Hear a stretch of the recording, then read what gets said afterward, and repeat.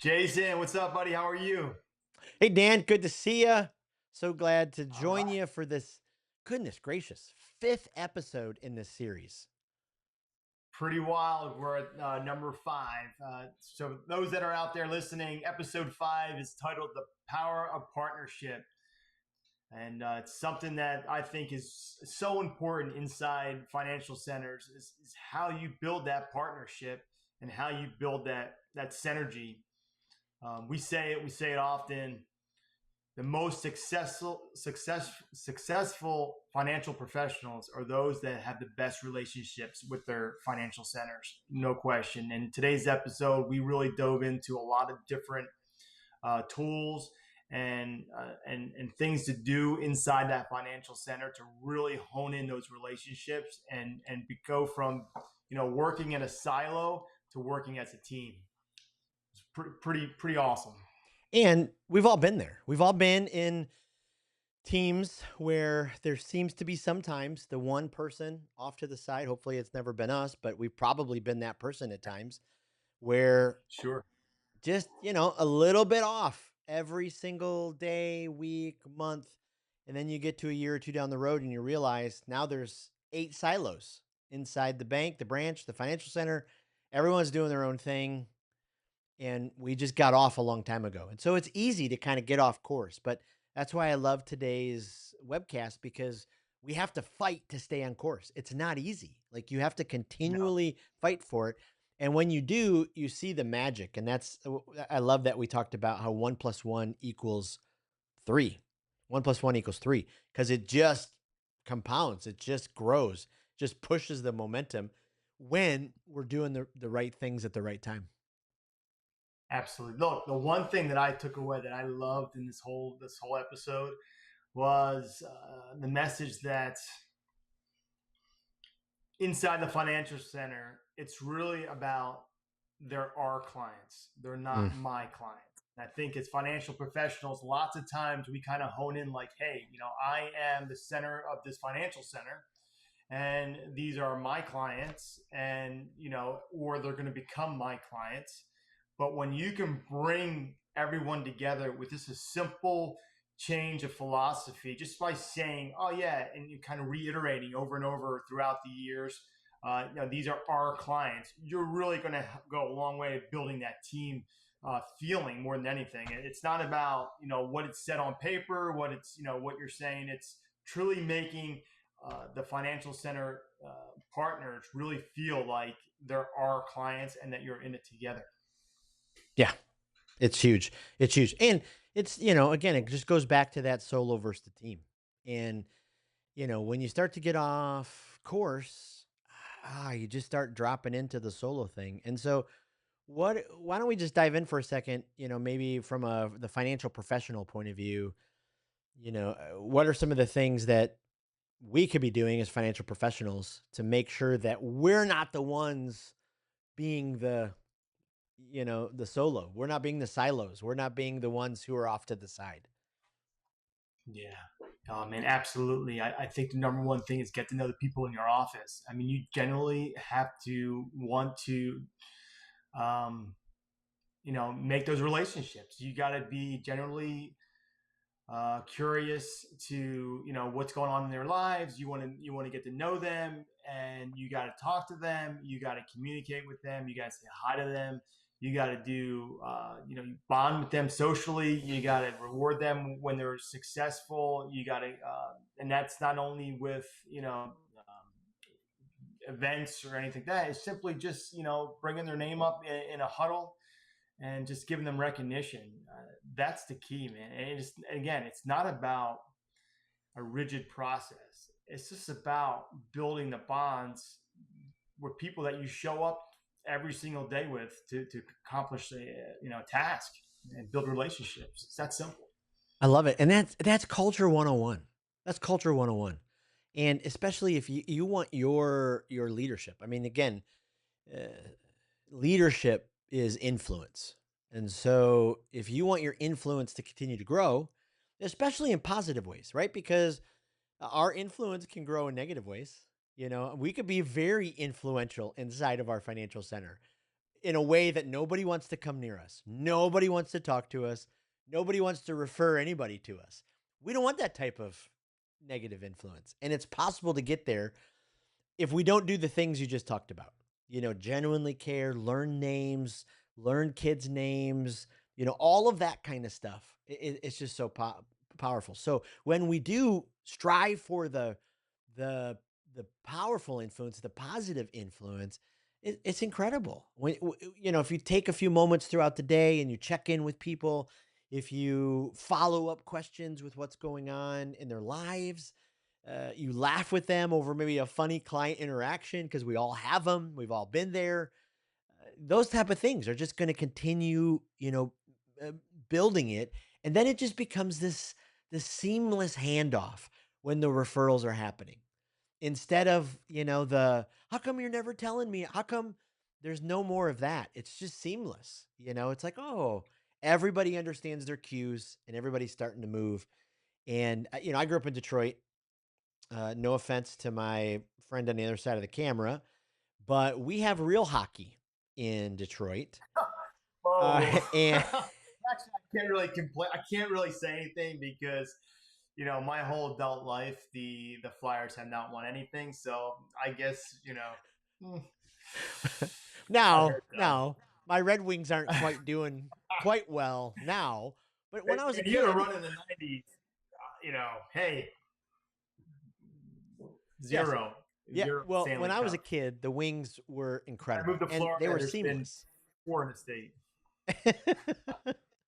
But one thing that was amazing about the Red Wings when I was a kid is, uh, all of a sudden they started all these Russian players at once, Sergei Fedorov, and I mean all these amazing players. And when they all got onto the ice at the same time, it was seamless. I mean, it was just this powerful, like they were in sync with each other so incredibly well. That's the same thing that happens when we're building a referral culture. We're client first. There's no more me. It's my, no more my client. This is, your client. No, no, it's ours. One team. We start to do these seamless handoffs. And when that happens, look out. Because now, on the quarterly calls, your team's going to, if not be towards the top, it's going to be at the top. Yeah, one of the things, from my perspective, one of the things that I see a lot is someone, I'll meet someone, a couple different things. First, you could tell advisors that are traditionally more, I guess, how do I say it? They're just a little more anxious, right? They're a little bit they're just more a little bit high strung, or they're Yep. just they're behind on their month, or and you can kind of feel that energy, and then there's advisors that are more calm, at peace. They like they're experiencing some success, but they're also the ones that are more likely to be in the branches talking to people, because when you're under the gun and you're under pressure and you're kind of getting your own head, you kind of tend to silo off a little bit. So, taking I would say taking the time to really connect with your coworkers, they're going to help you become a better financial professional, because you're going to be in a better mood mentally and physically by just being around other people that are just happy or positive. Um, so when you think about in terms of building those relationships, I think it's really important in that matter. It's just huge, and especially, like, I love what you said there because, yeah, we're here's the thing to remember: we're all going through something. There's weight on all of us. The stress is there; it's real, and so why, as a team, add to it on each other?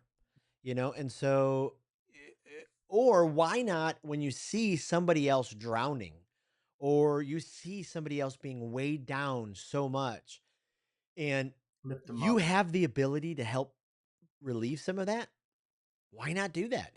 And so maybe it's as simple as checking in with them because their kid got into a car accident and they were trying to figure everything out. Or, you know, somebody forgot to do the paperwork the right way or submitted something wrong, and the system got all messed up, and it's so easy to start pointing fingers and wanting everything to collapse. Well, instead of doing that, why not say, "Hey, we're in this together. We're going to figure it out. Let's go to town." Now, there's a whole different category if somebody is, habitually late, messing up, doesn't care, toxic. Okay, that's a different category. But if they're legitimately bringing their best self, doing everything that they possibly can to try to succeed, we got to be in there together. We're stronger together. We are stronger together. You got to expect, we're all human. You got to expect human error, and the way you handle those errors with your team is the difference between having a great year and having an okay year. Yep. There's many times where my internal partners has made an error, and I just take responsibility because I'm the face of the footprint, and I know that goes a long way for him because now he has confidence to go out and do what he's got to do without making errors because he knows if he gets he's I'm going to have his back. I think that's really important inside the financial center. One of the things that we hear a lot, Jason, that I hear a lot at least is, I'll talk to people and I ask them, what's the referrals like? How you doing? How's your branches? And often I get times, well, this branch is great, that branch is great, that branch doesn't do anything. Like I don't understand it. And sometimes there's a lot of turnover, sometimes there's a lot of different, but I think as financial professionals, you tend to gravitate towards the ones that are producing. It's just natural. Someone's produced, someone's giving you referrals, you're going to go back and you're going to take care of them. And you might not want to take the time to build that culture in that branch that's not doing well. Well, that's a big opportunity for growth because your ability to take a really good branch that's referring and make it even more is going to be a lot more difficult than taking a branch that's underperforming, and you could just get them up a little bit more and get from 0 referrals to 2 or 3 that turn into 3 or 4 that turn into 5 or 6, so now you're getting maybe 3, 4, 5 a week. That's going to be a substantial growth, but that's where it's going to take the longest time, and that's, as a financial professional, you really have to play the long game, and you can't let your self-imposed obstacle get in the way. What is that? Well, what is that is there's a high turnover, there's someone new, someone less experienced. They're all excuses that we put in our own heads. If you can overcome that and continue to push and work and showing up is the biggest thing, and show up at that branch, you build that relationships. The more you do that, the people that aren't producing are going to feel bad they're not producing, and they're going to want to produce for you and get your referrals. Um, I mean, that's how I kind of see it from an outside perspective. Yeah, that's powerful. That's just huge when we're able to do that and look for those, different kind of ways. Especially to, the thing that I think we hear a lot about is we celebrate the numbers on the scorecard. I mean, how many calls have you and I been on where, they pull up the screen, we celebrate those, but sometimes, we don't celebrate those, what you just talked about, some of those handoffs, some of those referrals, some of those, kind of things. And if we did that, in tandem with obviously celebrating the numbers, I mean, it just would go a long way to continue, helping out the branch's momentum altogether. I've been on calls like that, and I tell you, the people that are being mentioned on those calls as doing a great, uncovering an opportunity, having success with an advisor. You can hear it in their voices. You can hear it in their peers. Everyone's kind of laughing. It's just an exciting moment on that call. And when we have more of those moments, it's just going to build on each other. Just like that, just like your awful Detroit Red Wings. You know what I mean? Like they build on it, they get better, they get momentum. You start to feel better. You're in that what we used to call the zone when we used to play Sega. I don't know if you ever played Sega, but we used Oh to yeah. play NHL hockey '97, and you'd get in that zone where you couldn't stop anybody. Detroit would always get in that zone. So that's the more you build, the more you're going to get in the zone, and ultimately you're going to win championships or get referrals, unless you live in Philly. I was trying to remember who was one of the big names during those years. Eric Lindros, was he on the Phillies? Yeah, The Leclaire, Flyers? Lindros, late Yeah. '90s. Yeah, Yep. Yeah. Oh yeah, those years are huge. Yeah, some of those things we talked about. Some of these best practices, the joint goals and scoreboards, the regular joint meetings, the shared client planning, the cross education sessions, the social bonding, the celebrate team success. You know, eh, not every leader is the person in the office who likes to remember all the birthdays or all those kind of things, but it doesn't hurt you if you do. Like those kind of things are powerful when you Well, let's do it. be I honest. still to this day, if I on someone's birthday for a client, if I film a video of me saying happy birthday, I'm so excited, what a great day, and I text them that video, I get so much feedback from that. I could send a handwritten card. That's probably gold. I could send a ice sculpture. They'd be like, okay, whatever. But the video, boy, they love it. Yeah, and there's no excuses today because with all the technology, you should be able to identify. I know, we have reports that are ran to us on people's birthdays. It's just it's so easy to keep track of if you're in a branch and you have 6 team members, it's easy to be able to put that in your outlook for when their birthday pops up. I mean, that's really no excuses. You should really do that, or at least, well, usually when somebody's birthdays, they start talking about it. Week to week, you should be able to bring in something or do something like a video. I think that's table stakes for building Oh, yeah. culture. It's just huge to be able to do that. It's just huge. And I just love that each of these episodes have built on top of each other. And, they started off so simple. We started with it starts with hello, like the biggest no brainer. But we just sometimes we get a little off course and we just kind of stop doing those things. And, like we talked about, let me see if I can bring up the right slide. Leaders of effective referral programs focus on the why, helping customers. And the reality is, we can't take our foot off the pedal. I mean, that's the thing. If we take our foot off the pedal, we're just going to struggle, and it's going to be a difficult. It's going to be a difficult run, and so we've got to do absolutely everything we can to make sure that we stay focused on these things. And so that's why I love the series. That's why I love the resources that we've been putting out, for people, and the resources that Speak with People has ongoing, for teams to be able to go, okay, we've got some practical stuff to be able to hand out to our team to be able to say, hey, let's all get on the same page. Let's go through these things. And it's just so important to be able to do that. Yeah, we've definitely built a lot of content out over the last 6 to 12 months. So that's been real exciting. One of the things that I just thought of is if I was going to give advice to a financial professional who's out there, thinking about, how does this series have an impact on them, right? I would suggest going to different banks just to walk in other banks Mm, and, and get a feeling of how you're yep. addressed, how you're presented. Like, when's the last time as a financial professional, that you walked into a competitor's bank? And I'm not saying, go across the street from where you work, but maybe, an hour away, somewhere they not going to recognize you. Just go in and just ask about rates or see how people treat you. If you do more than 5 or 6, I'm telling you, you're going to get a different reaction at each one, and you're going to realize how impactful those first few moments are when you walk into a new financial center. Oh, absolutely.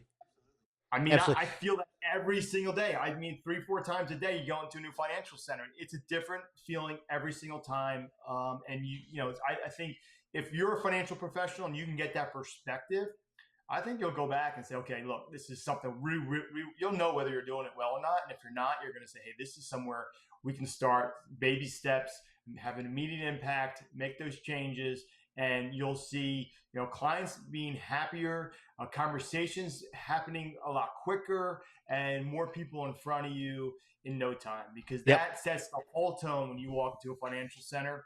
Whether when someone comes right up to me and says, "How are you?" I'm like, I go into the meeting like with the financial professional. I'm already like excited, just naturally, feeling good versus, going in and it's like, I'm looking around, no one's talking to me. I don't know what to do. It's get a little awkward. I'm just looking, waiting for someone to approach me. I kind of like walk over to the tellers so they can be like, yeah, can I help you? And Yeah. I'm like, oh yeah, I'm here to see Dave. Okay. Oh yeah, hold on, let me see if he's available. I'm telling you, if you do anything, do that, because I think that'll give you a whole different perspective on whether what you're doing inside the branch is really effective with the customers at the first contact. Yeah, I love that. And I remember as a kid, my mom was a secret shopper, That's and awesome. that was the coolest thing ever. A couple of those times, and so it is kind of fun sometimes to be able to, I mean, get that market research, get that, go in and just get the feel for, how you're greeted and how you're done, and I mean, take it back. Make sometimes we work at the same place for so long. Sometimes the culture isn't exactly what we want, that we just give up, and we can't. We have to keep focusing on the why and making sure we're part of the solution to solving those things. And when we bring that all the time, powerful things happen. I mean, our influence rises, the referral culture rises because now our team members want to, do those warm handoffs. And I mean, it's like why I don't think you and I will ever get tired of talking about this, because seeing the financial professionals succeed, it's just awesome to be able to help Yeah, them.